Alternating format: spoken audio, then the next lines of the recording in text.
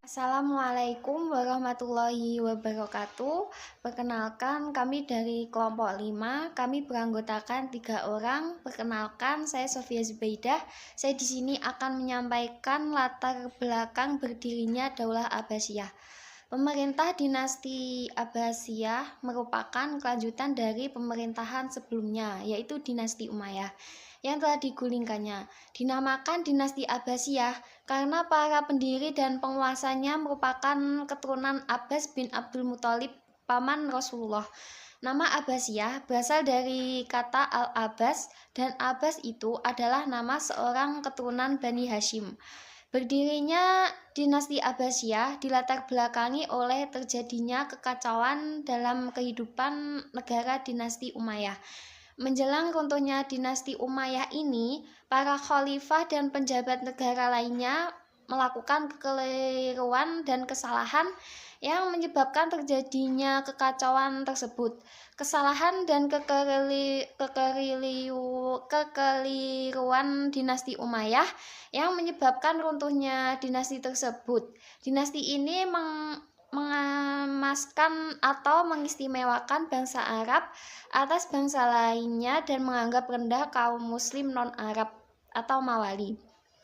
Sehingga orang-orang Mawali merasa kecewa atas perlakuan ini.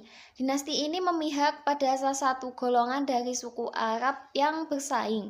Dalam persaingan antara Arab Utara, Mudariyah, dan Arab Selatan, Himyariyah, penguasa dinasti Umayyah mendukung salah satu suku, yaitu suku Himyariyah, sehingga suku yang tidak mendapat dukungan merasa kecewa. Dinasti ini selalu menindas para pengikut Ali dan Bani Hashim.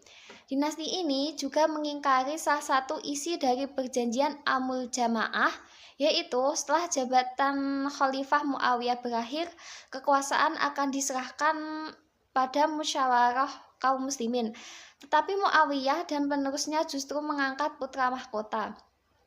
Banyak di antara pemimpin dinasti Umayyah melakukan pelanggaran terhadap ajaran Islam, yaitu gaya hidup mewah dan berfoya-foya meniru gaya hidup penguasa Romawi, sehingga para penguasa dinasti ini memiliki figur yang lemah. Kelompok-kelompok yang merasa tidak puas terhadap dinasti Umayyah yang menyebabkan runtuhnya dinasti tersebut. Kelompok muslim non-Arab atau Mawali yang memprotes kedudukan mereka sebagai warga kelas 2 di bawah warga. Selanjutnya yaitu sebab-sebab kemunduran Bani Abbasiyah. Kemunduran Bani Abbasiyah yaitu dipengaruhi oleh dua faktor, yaitu faktor internal dan faktor eksternal. Faktor internal terdiri dari 4 faktor, yaitu yang pertama, Khalifah Bani Abbas yang bersekutu dengan orang-orang Persia. Persekutuan dilatar belakangi oleh persamaan nasib kedua golongan itu pada masa Bani Umayyah berkuasa. Keduanya sama-sama tertindas. Setelah dinasti Abbasiyah berdiri, Bani Abbas tetap mempertahankan persekutuan itu. Pada masa ini, persaingan antar bangsa untuk mendominasi kekuasaan sudah dirasakan sejak awal berdirinya dinasti Abbasiyah. Yang kedua yaitu Khalifah Abbasiyah juga mengalami kemunduran di bidang ekonomi bersamaan dengan kemunduran di bidang politik. Pada periode pertama, pemerintahan dinasti Abbasiyah merupakan pemerintahan yang kaya. Dana yang masuk lebih besar daripada dana yang keluar, sehingga Baitul Mal penuh dengan harta. Setelah Khalifah mengalami kemunduran, pendapatan negara menurun dan dengan demikian terjadi kemerosotan ekonomi. Yang ketiga yaitu fanatisme keagamaan berkaitan erat dengan persoalan kebangsaan. Pada masa Abbasiyah, konflik keagamaan menjadi isu sentral sehingga mengakibatkan terjadi perpecahan. Berbagai aliran keagamaan seperti Mu'tazilah, Syiah, Ahlul Sunnah, dan kelompok-kelompok lainnya juga menjadikan pemerintahan Abbasiyah mengalami kesulitan untuk mempersatukan berbagai faham keagamaan yang ada. Yang keempat yaitu ancaman dari luar. Sedangkan faktor eksternalnya yaitu yang pertama, terjadi perang salib. Perang salib yang berlangsung beberapa gelombang banyak menelan korban. Konsentrasi dan perhatian pemerintahan Abbasiyah terpecah belah untuk menghadapi tentara salib sehingga memunculkan kelemahan-kelemahan. Yang kedua yaitu serangan tentara Mongol ke wilayah kekuasaan Islam menyebabkan kekuasaan Islam menjadi lemah. Sekian, terima kasih. Wassalamualaikum warahmatullahi wabarakatuh. Baiklah, saya akan menjelaskan tentang perkembangan kebudayaan dan ilmu-ilmu rasional pada masa dinasti Abbasiyah. Yang pertama, kemajuan di bidang administrasi pemerintahannya. Kebijakan pemerintah berjalan dengan baik dan lancar. Kekhalifahan dinasti Abbasiyah memperbaharui administrasi pemerintahan, sistem politik, dan tatanan kemiliteran. Khalifah Al-Mansur melakukan perbaikan administrasi pemerintahan untuk meningkatkan pelayanan melalui sistem koordinasi dan kerjasama lintas sektoral. Misalnya, kerjasama antara Kodi dengan polisi rahasia, Dewan Pajak, dan Kepala Jabatan Pos. Pada masanya juga dibentuk Departemen Pertahanan dan Keamanan, disebut Diwanul Jundi, yaitu untuk mengatur organisasi militer dan berbagai hal yang berkaitan dengan kemiliteran dan pertahanan keamanan. Organisasi militer terdiri dari pengawal khalifah, pasukan tetap, pasukan sukarela, pasukan reguler yang terdiri dari pasukan infanteri, pasukan pemanah, dan pasukan kavaleri. Dan yang kedua, kemajuan di bidang politik.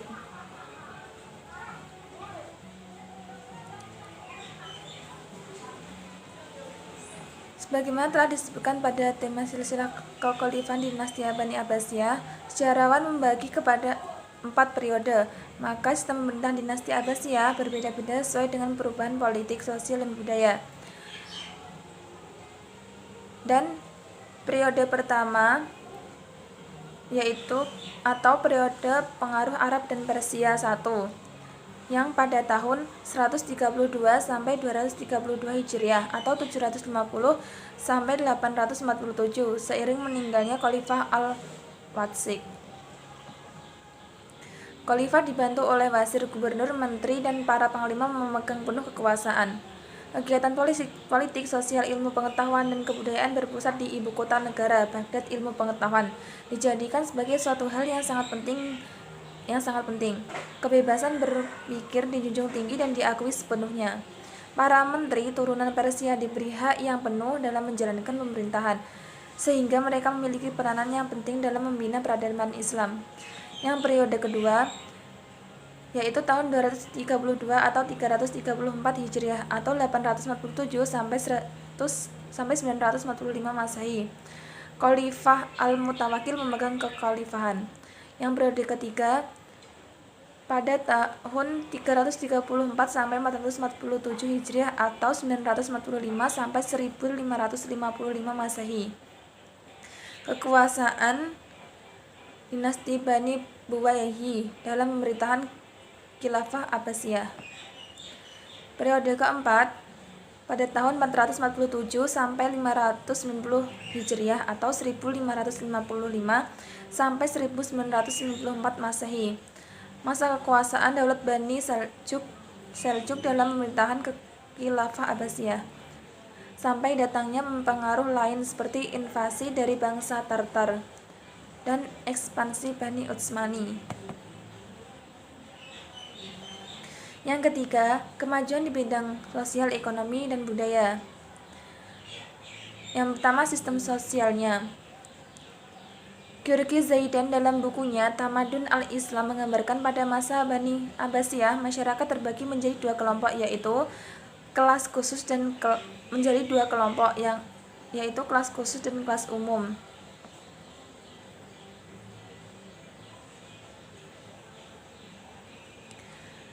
Untuk sistem ekonominya, perekonomian Abbasiyah digerakkan oleh perdagangan dan pertanian.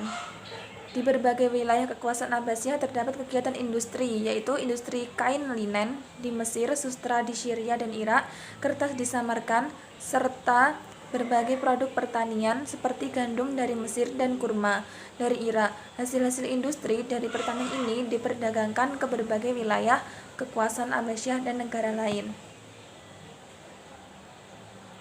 Untuk sistem budayanya, pada masa Bani Abbasiyah terjadi asimilasi Arab dengan non-Arab dan perluasan wilayah, telah melahirkan kemajemukan warga negara. Warga negara terdiri dari berbagai suku bangsa dan agama. Apa yang terjadi dalam unsur bangsa terjadi pula dalam unsur kebudayaan.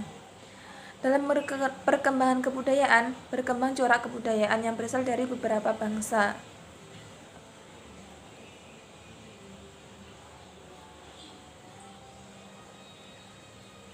Ada 4 unsur kebudayaan yang mempengaruhi pembangunan dan kebudayaan pada masa Abbasiyah, yaitu yang pertama, kebudayaan Persia. Pengaruh kebudayaan Persia terjadi di antaranya karena 2 faktor. Pembentukan lembaga wizarah, pemindahan ibu kota pemerintahan. Yang kedua, kebudayaan India. Yang ketiga, kebudayaan Yunani. Yang keempat, kebudayaan Arab. Selanjutnya, kemajuan di bidang ilmu pengetahuan dan teknologi. Kebijakan pemerintah yang mendukung aktivitas intelektual dan riset melahirkan kemajuan dalam berbagai bidang pengetahuan, yaitu yang pertama, filsafat. Filsafat diartikan sebagai pengetahuan dengan akal budi tentang segala yang ada, hakikat yang ada, sebab yang ada, asal yang ada, hukum yang ada, dan segala sesuatu. Dibahas secara mendalam dan mendasar. Pada masa dinasti Abbasiyah, ilmu filsafat banyak diterjemahkan tidak hanya dari kebudayaan Yunani, termasuk Romawi, Persia, India, dan Syria.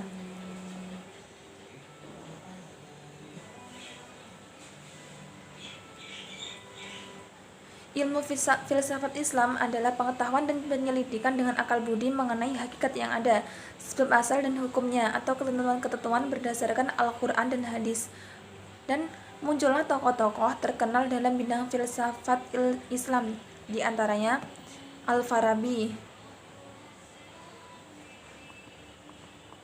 Ibnu Rushd, ketiga Ibnu Bajjah, selanjutnya Ibnu Tufail,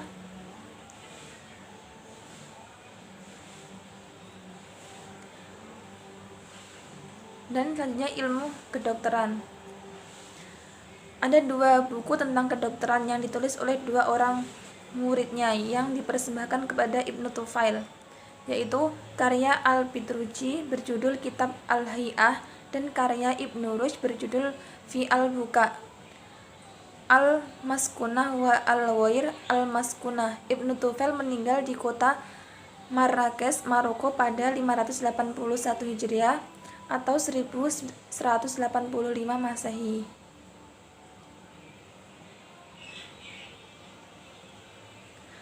Selanjutnya, ilmu matematika. Ilmu matematika atau disebut juga ilmu hisab berkembang karena kebutuhan dasar pemerintah untuk menemukan waktu yang tepat dalam setiap pembangunan. Setiap sudut harus terukur secara tepat supaya tidak terjadi kesalahan hitung dalam pembangunan gedung-gedung.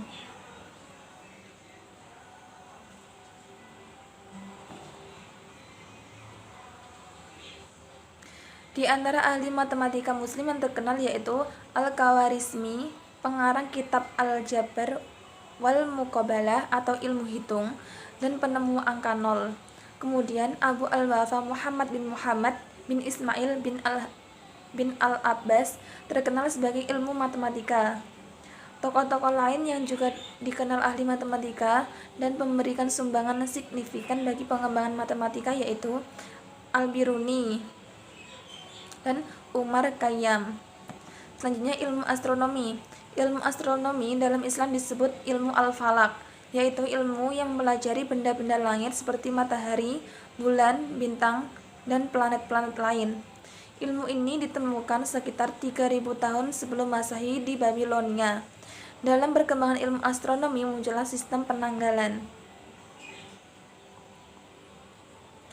Ilmu sejarah. Pada masa dinasti Abbasiyah, kajian sejarah masih terfokus pada tokoh atau peristiwa tertentu, misalnya sejarah hidup Nabi Muhammad SAW. Minat terhadap kajian sejarah sangat besar dan mendapat dukungan dari khalifah. Ilmuwan dalam bidang sejarah pada masa Abbasiyah yaitu Muhammad bin Ishaq bin Yasar, lebih dikenal sebagai Ibnu Ishaq, sejarawan muslim pertama, lahir pada tahun 85 Hijriah atau 704 Masehi dan meninggal pada tahun 1500 Hijriah atau 768 Masehi. Selanjutnya ilmu bumi atau geografi. Dalam tradisi Islam, ilmu bumi tidak bisa dipisahkan dengan astronomi. Ahli bumi pertama dalam sejarah ilmuwan Muslim adalah Hisham Al-Kalbi, abad ke-9 Masehi, dengan studinya tentang kawasan Arab.